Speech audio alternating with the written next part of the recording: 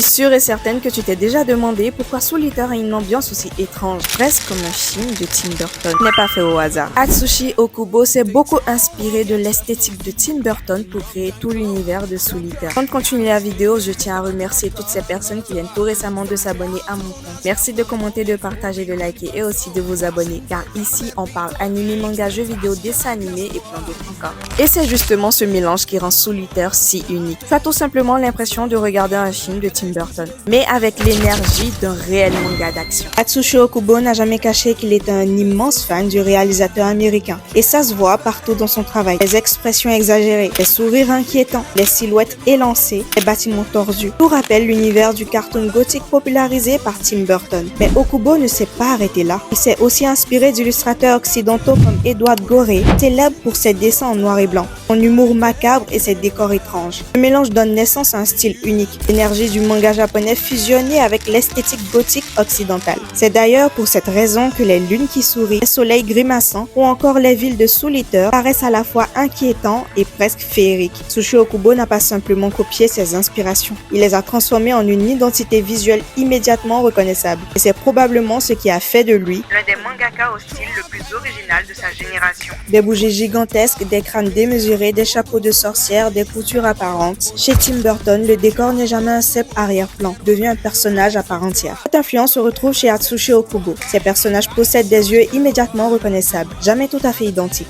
Leurs expressions sont poussées à l'extrême, oscillant entre le grotesque et le comique, tandis que chacun possède une géométrie qui lui est propre. Plus qu'un simple style graphique, c'est une véritable identité visuelle où les personnages et leur univers semblent ne faire qu'un. Maintenant que tu le sais, regarde à nouveau Soul Eater. Tu verras que chaque décor semble raconter une histoire avant même que les personnages ne parlent.